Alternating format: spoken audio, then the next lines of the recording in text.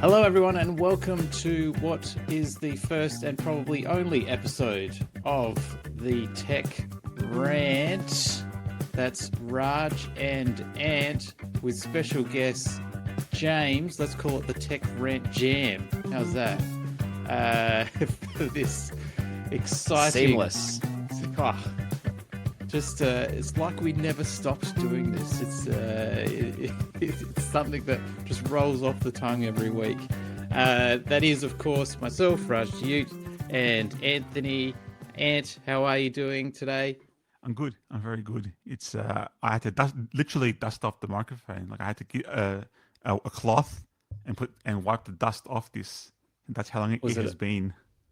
A static-free microfiber, I presume. Yes, it was the one that came with the MacBook Pro. You know, they give you one in the box. There's a little cleaning cloth. Oh yeah. Do they still do that? I mean, I had this cloth from somewhere, and I assume it's an Apple one. So it came with something I bought recently. So I assume it's the MacBook Pro. So it's a genuine Apple cleaning cloth. And then all the way from sunny Brisbane, the jam and the sandwich, Mr. James Croft. Hello, Raj. How are It's you, good buddy? to be back like this. It's very nostalgic for me. We haven't done this in a long time. A long time. Oh, I've got the itch, the fun employment itch to record a podcast. These days, it's very sophisticated. Like I'm actually looking at you at the camera.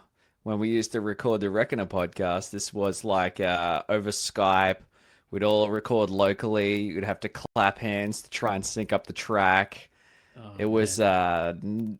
yeah, technology's come a long way, huh? The heady days of podcasting. Be surprised the- how many podcasts ran off a Skype call. I know, right? The countdown to sync it as well, like the three, two, one. No, what did we go down from 10, was it? And then two digits each or something. Like, oh yeah, it was a whole thing. Production, syncing up the tracks. Does Skype still exist? I thought they No, got rid of it. I don't know. got shut down. Yeah, Oh, really? That's how old it's been. Yes, Yeah. Skype's gone. Wow. It's all Teams Yeah. now.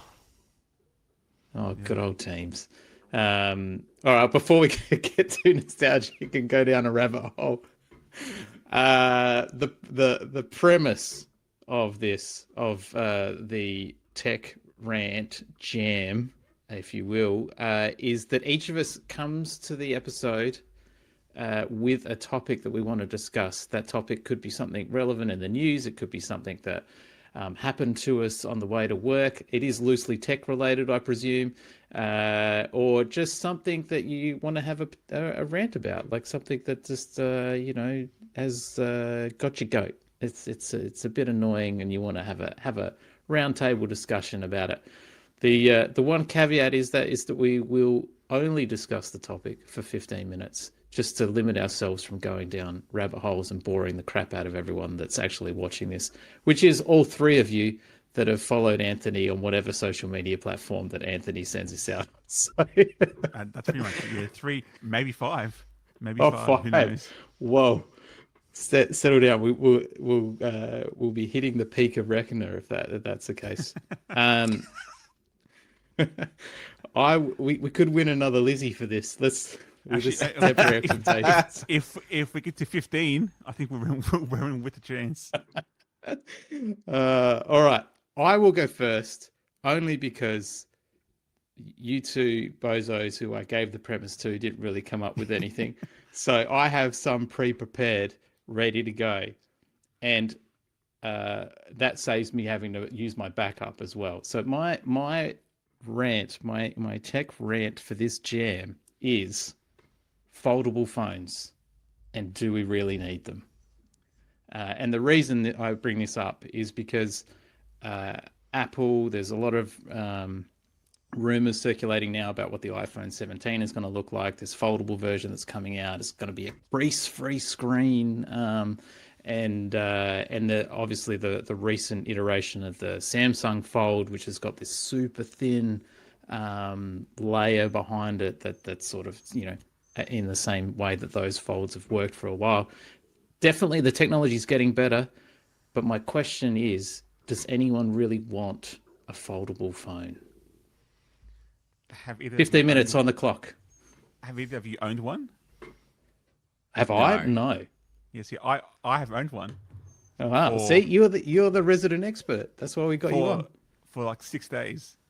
I bought one from JB Hi-Fi during their they had like a very good promotion on. You could buy it on some plan, Telstra plan. They gave you back like 2 grand. Like they really wanted to clear out the Pixel Fold 9.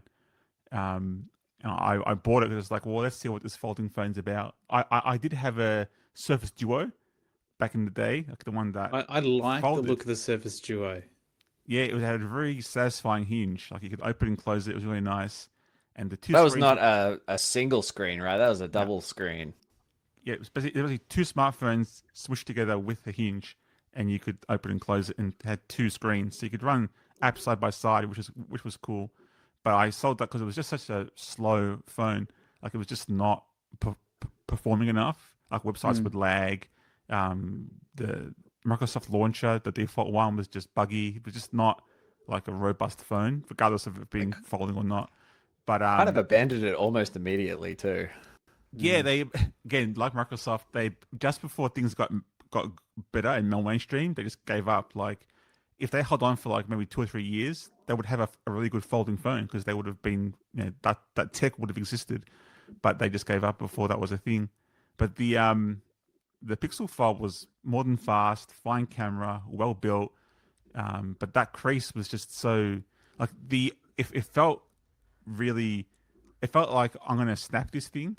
Like it was Yeah. just so I had to treat it really carefully. Like the hinge was not a satisfying hinge. Like you couldn't, like it wasn't like a fidget toy. Like you could tell if you used it like that, it would break pretty quickly.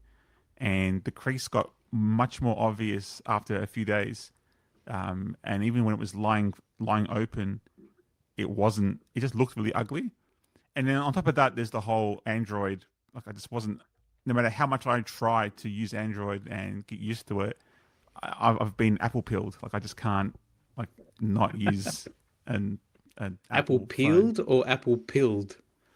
Both. They are peeling me of money while I um, enjoy their products. They're But it's peeling $100 bills out of my wallet. just like Apple skin. Yes, yeah, they are taking that. And I can imagine an Apple folding phone would be that's a lot of $100 bills. But the Pixel Fold was, you know, it's fine. Like it's not like I wanted it to replace my tablet, but the screen's still too small. If you had like an iPad Mini and you wanted to replace that with one device, you could. But I like that 10-inch tablet, and then if it's like 11-inch, 10-inch, you could also replace a laptop with it. So you could replace your laptop, your phone, and your tablet with one device, and that's where I think Apple could do something really cool. But they won't because I think they want you to keep buying three things, not one expensive thing. So I don't know if that would happen. Yeah, I think that the Duo, from what I remember, because I think Gavin bought one as well, from memory. But shout out Gav if you're one of the 5 people listening. But he like the software, it just wasn't supportive of a lot of things. Like it wouldn't scale or it wouldn't stretch, or plus it being really slow and stuff like that. I don't know the Samsung's Fold Z, like the little flip phone one. Like I know a few people that have them and they're pretty satisfied with them, but like they look like a giant ice cream sandwich. Like they're really really thick. And the new Fold is quite good and thin, to the point where it looks like it's almost going to snap the case when you fold it out. But the crease has definitely improved. I just don't. I don't like a foldable iPhone. It just seems like a whole new can of worms in terms of the software again, like how things do scale or stretch, or like the Nothing phone now with its little widgets on the back. Are you then going to create widgets that only are on one surface? Is it going to be on the outer surface? Is it only on the inner surface? Like and can it truly have a crease-free screen? Remains to be seen. I would like to hope that Apple, being previously really anal about this stuff, would not release the phone unless it truly was crease free. but I don't know if that's the Apple that they are anymore, or if it's just like, oh, everyone's doing foldable stuff, we've got to do one now too.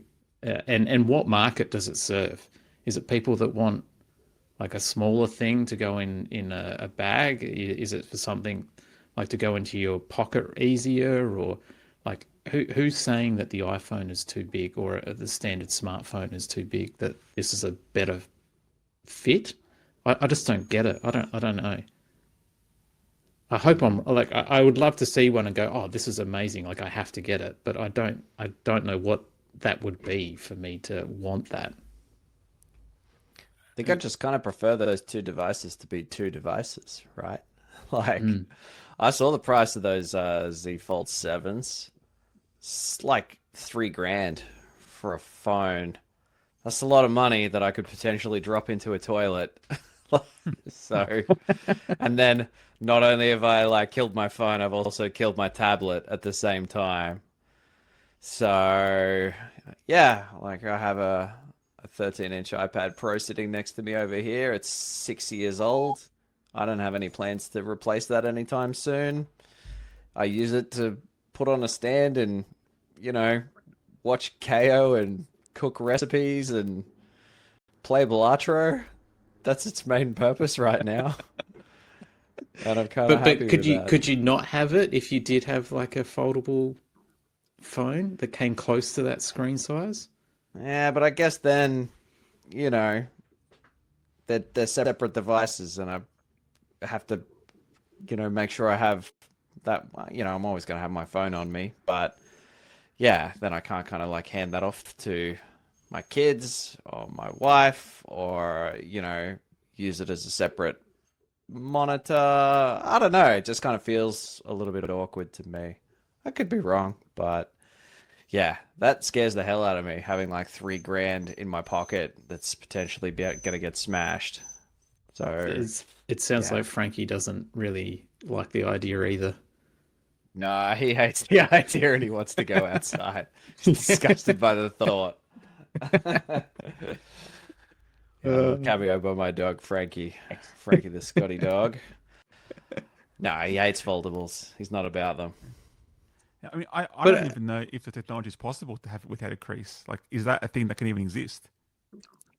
I mean, I'm only going by what the rumor sites are saying or what drops into my inbox, that's what they're aiming for. Mm. But you know, you've got those like rollable OLED screens that they were like demoing on laptops earlier this year and stuff at Well, CES. you can buy one. Like Lenovo sell it. You can buy it. It kind of expands out.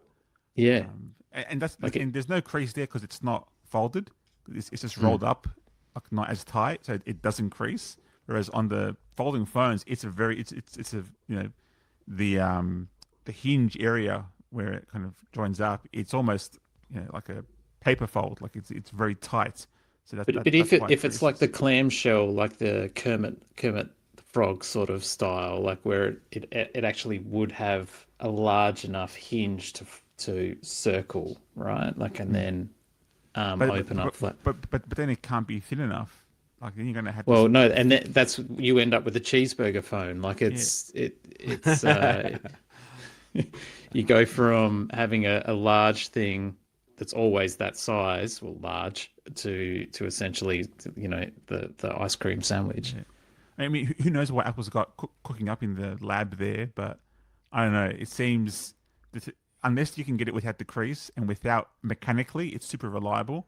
Apple won't sell a device that's kind of weak-ish because you can imagine the headlines. Oh, Apple's 10 grand phone breaks after 3 months, and on YouTube they'll just get roasted at a different level than if Samsung did it or if Google did it because they're not held to the same standard as what Apple is. I remember when people's phones were bending slightly in their pocket Mm. and stuff. That was happening to other phones before, but when it happened to Apple, people suddenly cared about how bendable a phone is. So I think Apple doesn't want that to happen again. And even just the liability, not even the PR, but just like the support liability. Let's say after 3 years, these things conk out. If this gives people a bad taste in people's mouths, and they may Yeah. even be on the hook for repairs in some more pretty much outside of the USA, you might still have to fix that. Like in Australia, if this phone costs 5-7 grand, which let's be honest, if it's a folding phone from Apple, it's going to be at least 5. It's you could justify, you could say through the Kaziba law, 3 years is a justified time period for this device to work. So Apple needs to fix it, even though the warranty may only be 12 months. So yeah, I don't know how you do that engineering at that size, at that scale, to be as robust to Apple standards. That's the first challenge. Then there's the usability challenge in software. I think Apple can do that with the new iPad OS, which is the multi-screen stuff. I think they're realizing how to handle that. Basically, make it more of a Mac is the way to go. Yeah. So I think that could work. And many apps now are on iOS and on the iPad. So you could have the developers are already used to making 2 versions of this one app, one for iPad, one for iPhone. That's when the phone's open, that's the iPad app. When it's small, it's the iPhone app. So I think that's not too much of a stretch, particularly if it means they can charge an extra $10 for this new version of this app. But yeah, I think that challenge is the harder one, the physical hardware challenge, not so much the software one. I think plenty of other devices that I'd rather see Apple work on. Can I give you 3? I just thought of 3 while we were talking. Yeah, give us 3. I want a smaller Apple Watch Ultra, like a 44mm Apple Watch Ultra. Yep. I want a 15-inch iPad, maybe an iPad Air. Yep. And how big is the iPad Pro? Isn't there like a... oh, no, it's 12-inch, isn't it? Yeah, it's 13. 13. 12.9, yeah, okay. 13. Yeah, I want a bigger one. I want a like monster size one. And I've been doing a lot of running lately, and I have to say, I want AirPods that do bone conduction. The shocks. Because shocks are great for running, but they suck because they're shocks, and then they don't integrate properly. And they don't turn themselves on and off, and they kind of have an awkward way of charging. And I'm like, man, I would buy the hell out of a pair of AirPods that had bone conduction.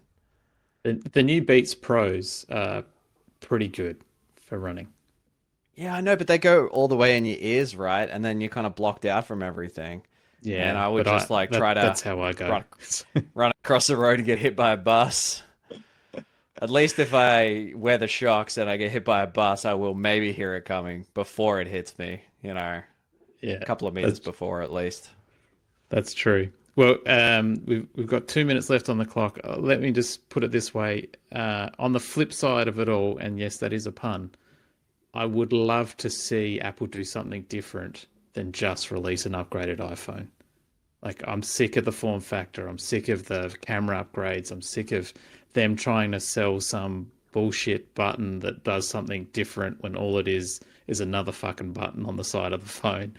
It would be good to see some innovation. And I'm not saying that a foldable is the right innovation, but it'd just be nice to see something different. You know what the new innovation is, Raj? Thin phone, no battery, dies at 3 p.m. Have to keep it on a MagSafe charger at all times. Well, just use the Vision battery. You've got a cord that comes out. You just keep it in. Oh, it's a charger. Oh, yeah, sure. $2,500 for phone that does not hold charge. Maybe they'll have a surprise next year for the 20th anniversary of the iPhone. Yeah, it'll be a coloured one that says hello on it, just like the original Mac or something. Yeah. Or it'll be something that, like the Apple Watch edition, remember that one? It's like $17,000 for a gold-plated phone or something. Pure gold. Yeah. Worn by Karl Lagerfeld. Oh, Carl. Rest in peace.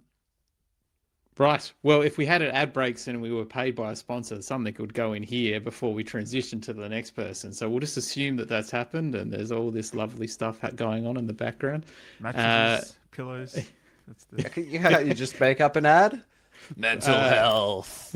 Order marijuana online. I don't know. Join the army. Red Apron. Here's your code, Boost775. 2 months free. Anthony, All right. it is now your turn in the rotation. I have this rant pre-prepared. I actually made this rant on the Sizzle forum when I was bored a few days ago, and my theory is that we're watching the internet die. So like the World Wide Web is dying. I think most of us agree that the web is like on life support at least. And my theory is that Google was the one who killed it. First, first they had a cool search engine. It worked well. Everyone loved it. We all used it. And then they put ads on the search engine, and that's cool. The ads were contextual ads. They made sense with what you were looking up. It was the perfect combination of ads and relevancy, and the system worked really well. Google made lots of money, and things were a symbiotic relationship. Then they put ads on websites, and that's kind of when it started to go downhill in my theory.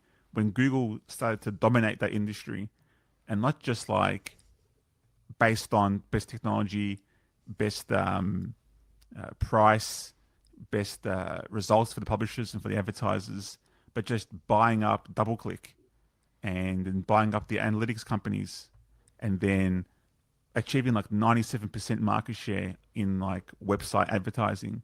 So display ads, word ads, context ads. If you had a website and you wanted to make money, you used Google AdSense because that's the only platform for multiple publishers to put ads on properties on the web. There's no other option, and that meant all the profits went to Google. Google were found by the FTC in the USA, by the Australian Consumer Competition Commission in the UK, their competition regulator. Many countries around the world have found Google had a monopoly there. That's not in dispute.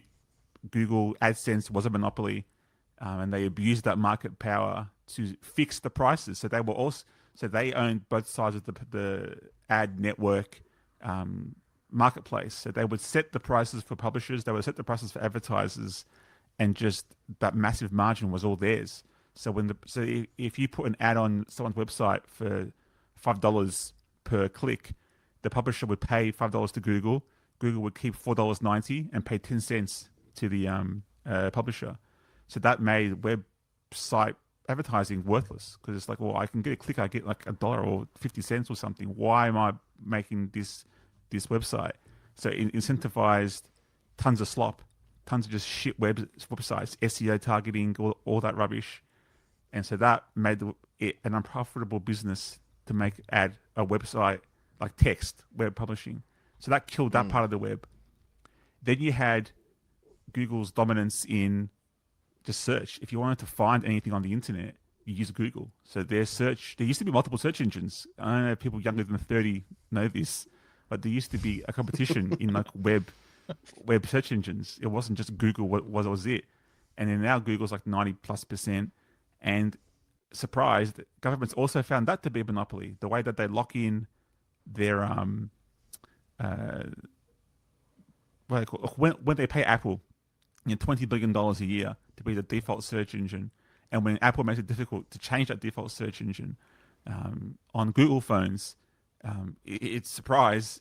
Google's the default search engine. If you want to use Android or Google's Play Store, you have to make Google the default search engine, and if you don't get the Play Store. That's a pretty important feature for phones. So by default, every phone, Apple and Google phones, which are 98% of the market, have Google as a default search engine. And if you want to change that, and no one does, most people don't, but if you want to, it's a real pain in the ass. So if you're a company or you're a person making stuff on the internet and you want people to find it, you have to make it sure that Google can find it, because everyone wants to find stuff on the internet through Google. And so that means people have stopped writing content for humans. They're writing content for Google, for Google's bots. And that's why we get even more shit web content. And the combination of those two, the combination of there's no money in it, and if you do want to make some money in it, you have to target SEO, and which is a very opaque. Um, no one knows how PageRank works. No one knows what Google's search engine wants at any time. It changes, and even changes that happen if you did notice them have a big impact on how publishers can make money. So you have these two vicious cycles of just crap feeding crap. And after many, many years now, we're at the point where AI has come along and people don't even use Google anymore. People just are just asking direct to AI stuff, hey, I want the answer to this. Give me the answer. And it just gives them the answer. And people aren't even clicking. Like it is just in the last few weeks, many big websites who have previously been they managed to overcome the hurdle of no money in ads. They managed to overcome the hurdle of feeding the SEO beast, and they still somehow managed to have quality content that ranked well. That rare unicorn of content is now suffering at the hands of Google because Google just steals their content and puts it right at the top of the summary, and people don't even click through to the link to find out the information and read the article or read the post. They just get what they want from that summary on Google, and Google still gets the money because they're the ones showing the ads all on the side. They're the ones who, when you go to Google Maps, they still have ads. You go to Google Shopping, there's still there's sponsored links and all the other ways Google can make money outside of search. But the poor publisher who makes Google worthwhile even using gets nothing, and says like, well, why do I even put stuff on the web anymore? And even I'm at the point now, I'm like, why do I do this? Why am I putting stuff on the web? And I'm not alone. So that's my theory, that Google was killing the web. With those three acts, Google's just like cut it off to make money for itself, and they've killed it. They've just squeezed the neck of that golden goose that was the web. And that's my theory. Thank you for listening. I'm not a crazy. I won't argue with any of that. I think that's all completely valid, but I will offer a couple of counterpoints. One is that I think that Google monopoly is slowly cracking open a little bit, and ChatGPT, I think in particular, is becoming a viable alternative to Google for many people. They don't go to Google to ask a question anymore. They go to ChatGPT to ask a question. And no doubt, ChatGPT and OpenAI will probably sell ads in their results at some point and turn into something akin to Google. But I think there is a way to kind of crack open that monopoly a little bit and perhaps offer a competitive alternative. The other is that maybe websites are suffering a lot, but I think there are still heaps of people that are keen to create content on the web. Just not content in the format that us old farts are used to in the form of a written website page. You know, people making video content a lot. TikTok, Reels, YouTube. You know, all of those are suffering in different ways too. And I know a lot of people who... And that's not on the web. So I think killing the web has happened because videos are not the web. So yeah, those are forms of content on the web, but they're usually hived off in proprietary apps that are mysterious and not open, and could be subject to be taken down by some giant monopoly at any point. But I think there is still healthy and interesting content being made on the web, but it's an entirely different format and mostly in these closed platforms. On the web or on the internet? Well, how do you define those two? I mean, it probably doesn't also help that Google owns YouTube, which is the video on the web, effectively. I mean, to me, the web is just HTML and like text. Like that's what the World Wide Web is. I don't know if I would consider YouTube the World Wide Web. I mean, technically it is. It's on a HTTP server. There's HTML in there, and technically, but I don't know if I consider that.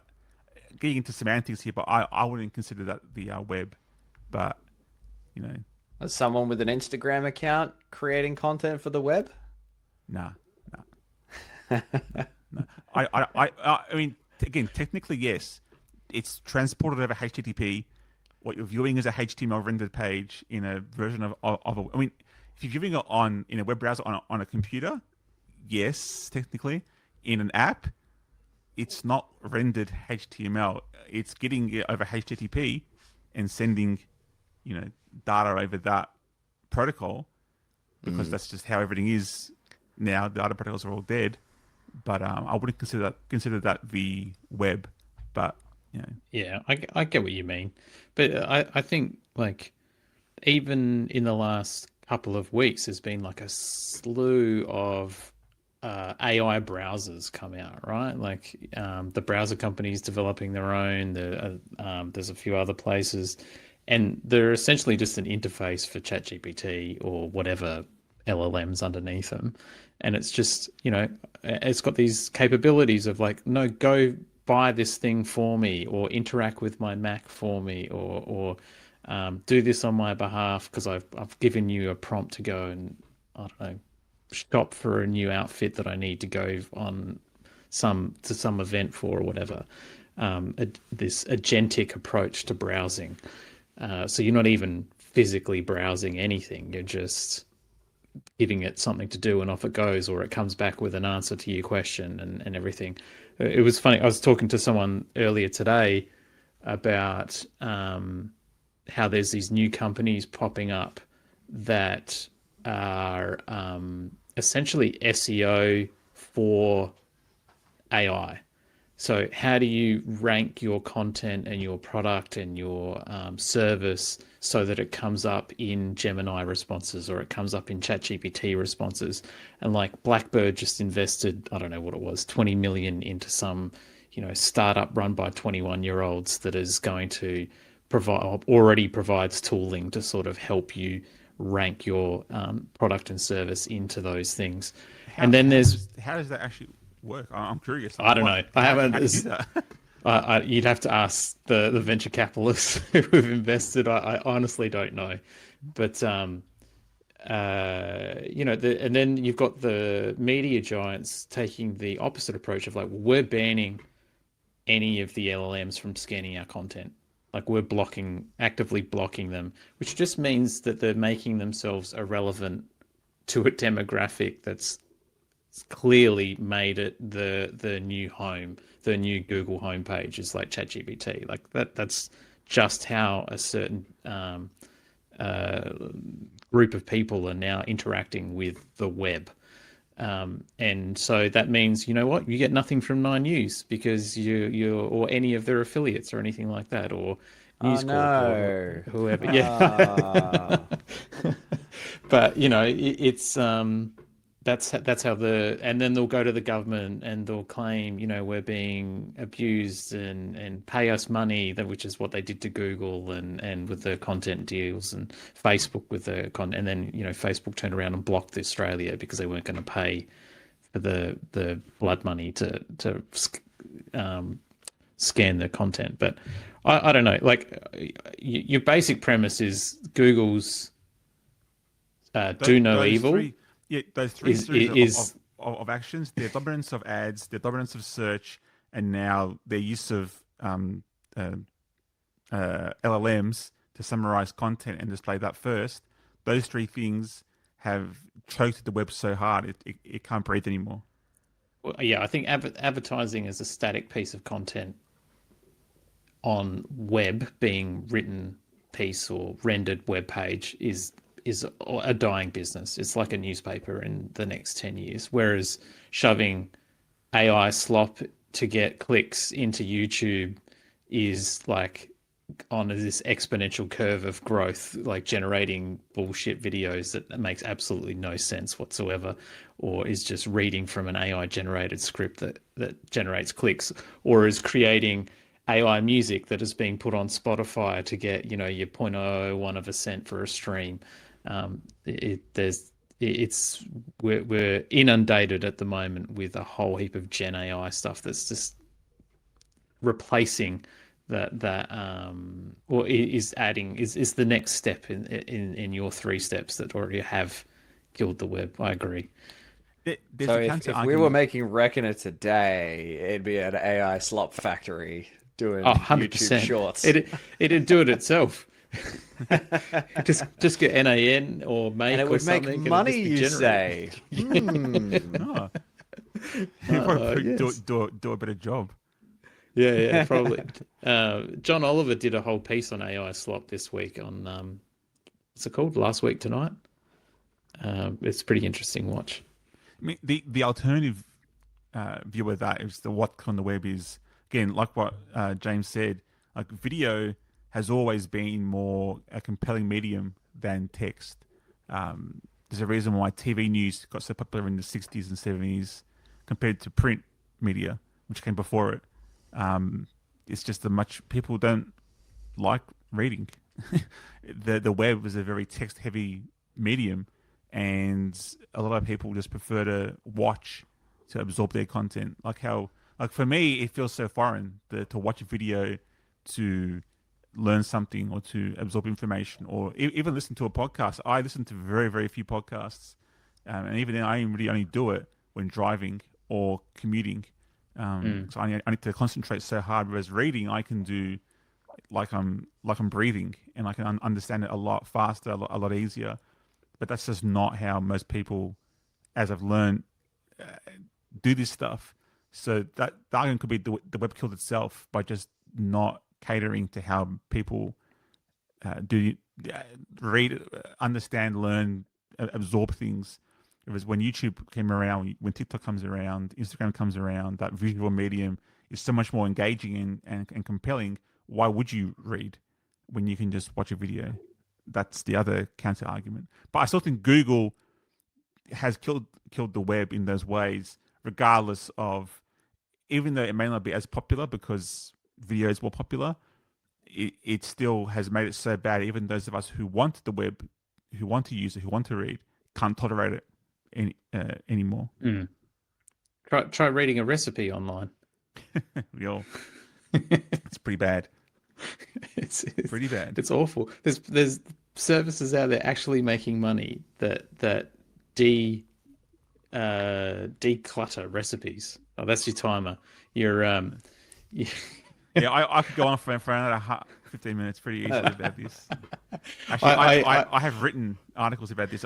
This is what I get paid to do. So, I didn't even start the timer until about halfway through you explaining what your premise was. There we go. I'm getting old, Raj. That's why the graphic that I used AI to create for this was old man yelling at clouds. So, Yeah, that's what it feels like. A literal cloud I'm yelling at. Damn you, Azure. And we'll just cut to another ad, this time for Rode microphones based on Anthony's image there. Yeah. Buy audio equipment. That's you got a fancy new, or is it just a sleeve that's around it? Yeah, no, they come with a sleeve. I mean, the last 3-4 years they come with this sleeve. I'm not sure why. I think it's just to look nicer, but yeah, it's on there, and it's got a cable James and clip. we're just rocking the old school, no sleeves. I got, just whatever came in the box. I during pandemic upgraded the microphone. I was saying this before the show too. I got a better mic setup now, not podcasting, than I ever did when I was podcasting. Yeah. You used to record inside of a broom closet, didn't you, James? Yeah, sometimes. Sometimes I have like a doona over my head to block out the sound. Good, I had Anthony.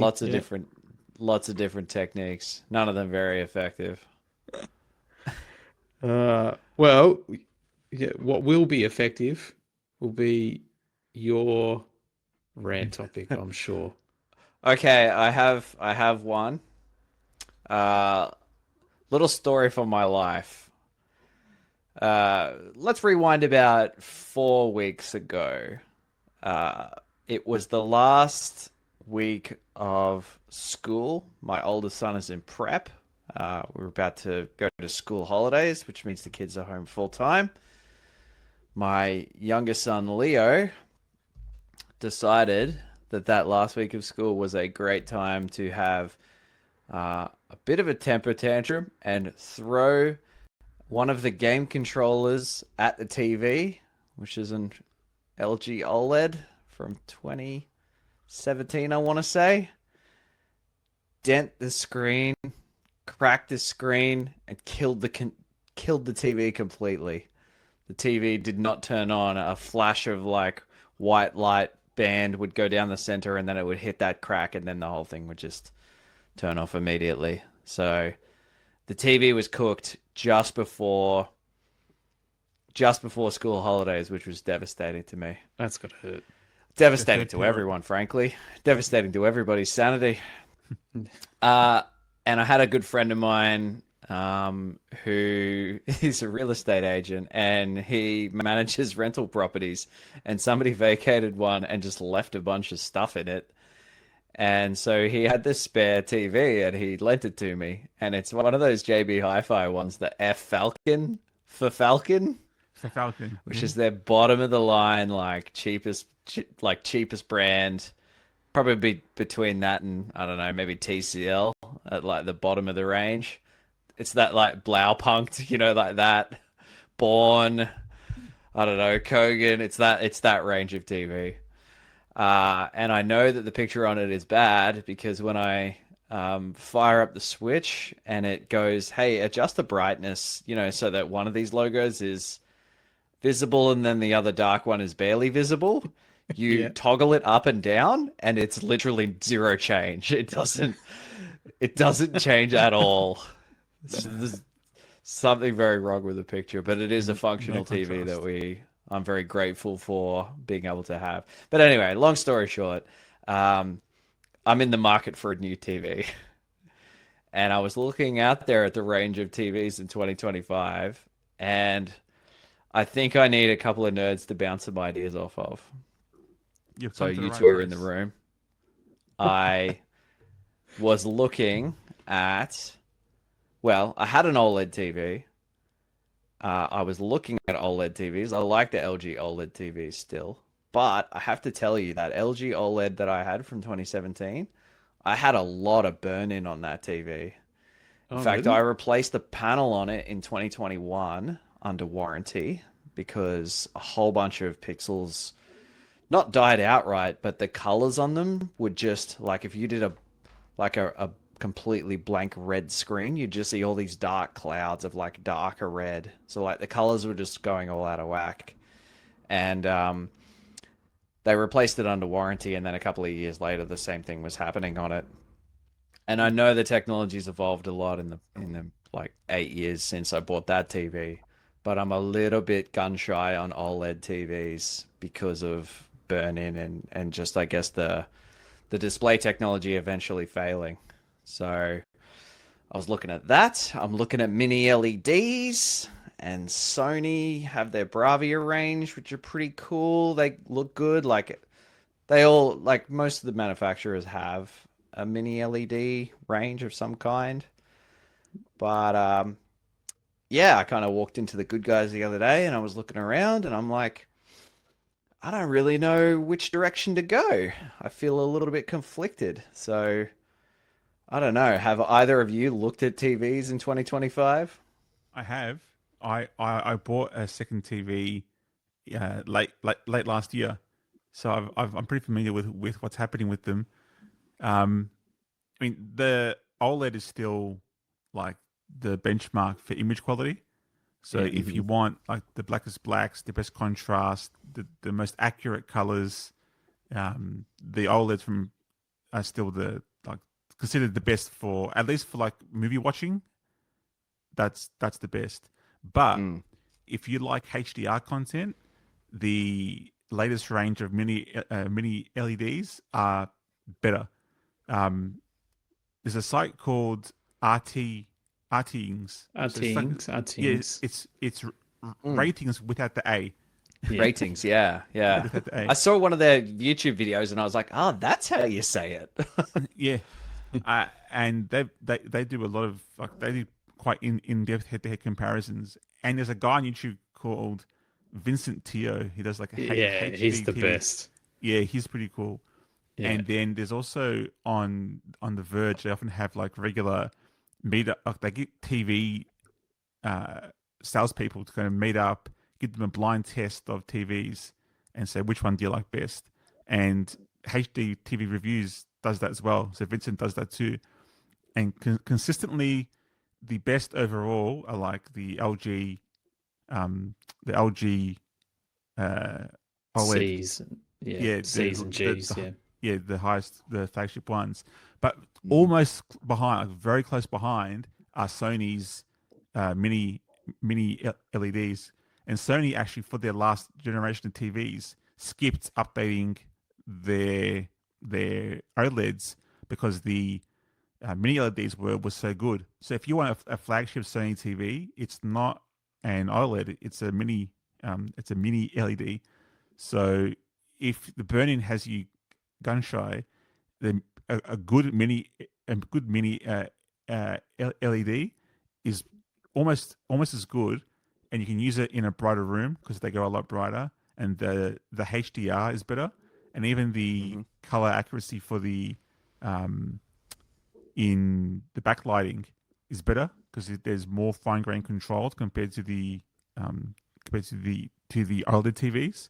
So there's advantages to to the mini LED compared Yeah. to the uh, OLEDs. I have a LG G4. Is it I think is it what's the latest one at the moment? Is it no, it's the I think it's 7, I G5. think. Yeah. Well, I got mine a year ago. So, yeah, maybe it's G4 or G5. But anyway, like I specifically wanted a G because it's going on a wall and it's, it's the gallery model versus the C, but it's the same panel, right? Like it's no different. Sometimes they do something weird and give it a boost for brightness in the G model. I don't know if they did that this year or not, but um, or at certain sizes they have a different panel in them as well. But it was going on a smaller wall, so it's only a 55. I'm not I actually downsized TVs with this one. So, but Mm. had no issues with burn-in or anything like that. But it's a year old, and I know there were Yeah. a lot of concerns around it and everything. For gaming though, like the LGs, if you're plugging maybe not so much the Switch, but PlayStation, Xbox, like they have the higher refresh rate. They have G-Sync in them as well. So if you ever plugged a PC in, that's an extra option. I'm sure that the other guys are doing something similar now, but I didn't really look into it because I was pretty set on the OLED from LG. What I don't love about the LG is that stupid interface that they have that was Oh based off yeah, of with the WebOS or whatever back in the day. and the magic remote. Um, Always hated the yeah, magic remote. yeah. I just use the Apple TV remote. I Mm. never even turn the thing on. Sorry, never even use the interface on LG. Other than they now have their Xbox app on the LG TV, so I don't even have an Xbox plugged in. I just stream everything straight to the TV over Hmm. their cloud service, and that's pretty cool and works fine. But that app's on Samsung. It's on Android TV or whatever it's called now. I think it just changed names again. Um, the Bravia line do use Android as their base, which I really like. That's by far the best interface for a TV, and you can just run your apps. You don't even necessarily need an Apple TV then, or a Shield or something like that. And then I know that Samsung's, is it still called QLED, the mini LED ones? Yeah, They that's what scored they call it. pretty, Yeah. yeah, they scored pretty highly as well in the past. I'm not sure about this year, but I hate the Tizen interface even more than the LG one. Well, So the Samsung TVs also don't do Dolby Vision. So if that's important yeah, to it's you, a Samsung, HDR10 or something. yeah, Samsung doesn't do Yeah, it Mm. because they have a Mm. beef with Dolby. So yeah, yeah. I would still consider an OLED if I were you, but if um the Sony the Bravia Mini LED, depending on price point, what you can get it for on the day, I would quite happily, I would be more than happy with that. I would definitely watch Vincent's videos. The amazing, like he's this like really monotone in the way that he speaks, and I think he really knows it. My partner, she hate like I was watching those videos nearly every day. Like whatever new TV came out, I was watching that. And the way he says like 2022, 2023, 2020, like the model 2022, like she would just turn her head and go like, "Can you turn this crap off?" Put the But AirPods in, please. I don't want to hear this guy. yeah, yeah. But the channel, like it's amazing. Like if you're in the market for a TV, I couldn't recommend a better place. Definitely check it out. Unlike Anthony, who learns through reading, I don't. So I was very much watching and seeing what he ultimately said in each of his reviews at the end of it. Well, the thing is with that, there's so little content now about TVs on the web. You have to go to YouTube now. Like, there's just no Yeah. one doing TV reviews on the web because there's no money in it. Yeah. It's funny, like sort of 2017 version of me would have been like, okay, absolute must-haves are like best possible picture quality, Mm. blackest blacks, you know, fastest response rate. Now my priorities are like it needs to work well in a bright room. It needs to work well at like different viewing angles, and it needs to be like somewhat uh, resistant to physical damage from I don't, little kids. yeah, I I think have you're gonna have seen to get people, perspex put over the front of it yeah, or something. Yeah, yeah, I'm considering like like getting at a a D pub. brand in like a 75-inch D Yeah. brand glass protector over the fucking front of Yeah. the TV. Uh, Uh, did the controller break? no, the controller remains completely fine. Switch Pro Jeez, controller, can't beat it. Undefeated. I don't know, man. How on a level of like 1 to 10, how visibly angry were you to your I was children? at I was at work at the time, and I got a Oh, text from my wife, oh. being like the TV. It's just a single light. Like Leo just broke the TV, and I'm like, what? She's like, it won't turn on, and I'm like, oh. Yeah, I will not let that kid forget this transgression at his 21st. I'll be like, remember when you killed Dad's precious OLED TV? What game was it? I don't know. I wasn't Ah, here at the these are time. important details, James. Yeah, it's if I had to, I got a list of suspects. He likes playing Rocket League, weirdly enough. Oh, So okay. it was probably that. But Well, I yeah, think either of those TVs, the Bravia or the LG, will 100% do everything that you're after. It'd be just, I, I don't know. I haven't been burnt by the burn in. Um, but I've not had an OLED before this. I had a Samsung LED, not mini LED before this, and that was like the light spill on that was awful. mm, Um, mm. but yeah, I don't think you'd have an issue with either. Going into the shop as well. It seems like 75 inches is like now the new standard. Yeah. That's Well, that's like that's like the Sony mid doesn't range sell. now. Yeah, Sony doesn't sell their flagship mini LED anything below 75 inch. So yeah, if you want Sony's best mini LED, the 75 inch is the starting point. Yeah, I think that Bravia 9 is out of my price range. I don't want to Yeah, spend that amount I of just money saw to it have now. it controller destroy it again. So I'm a little It's bit five and a half like thousand. maybe go middle to lower middle range, and you know, Yeah, yeah. I if a I ended up controller buying. comes flying at it, it won't destroy my soul completely. Yeah, I ended up buying the TCL. So TCL's best mini LED. It was like Oh yeah. one and a half thousand.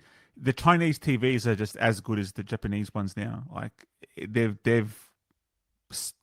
mastered the manufacturing of LCD TVs now. So I don't I know if I most could people go can't tell the high sense difference. though, man. I looked at the high sense and I'm like, it feels like It feels like what Samsung phones feel like, where everything's just like a bit too over the top. Like it's too bright. Like the HDR Yeah. is way overdone. It Yeah, just there's no limit. yeah, I've got a Hisense TV in the living room and a TCL TV in like just for like a spare TV for like games and stuff.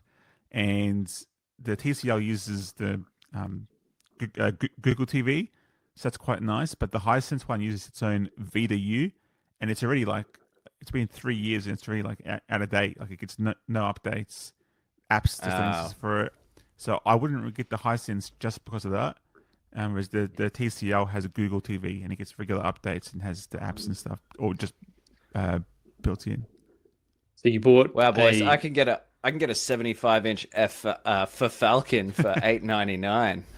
Yes, yeah. And they sell tons of those things. Is Kogan still doing TVs? Yeah. Kogan's bigger than ever. Yeah, Yeah, wow. still raking in cash. Jeez. So and your TCL TV that you just bought is purely for Civilization. That's what you bought it for. At the moment, yeah, yes. I have my laptop from work. They gave me I got a work laptop now to connect to the VPN, and I use it for games because it's the most powerful laptop. It's the most powerful computer in the house, and it plays Civilization 7 at 4K like a champ on the TV with a HDMI cable. Ah, the Civ at its finest, hey? Yeah. I can sit on the couch and I got this table from Kmart. It's like a laptop stand, and I can have the laptop there, the keyboard, the mouse, and have it on the big screen. Have a Civ 7, and I spend the whole day there sometimes. And my bum gets sore on the couch because it's like, oh yeah, I have to move. I'm gonna get a bed sore.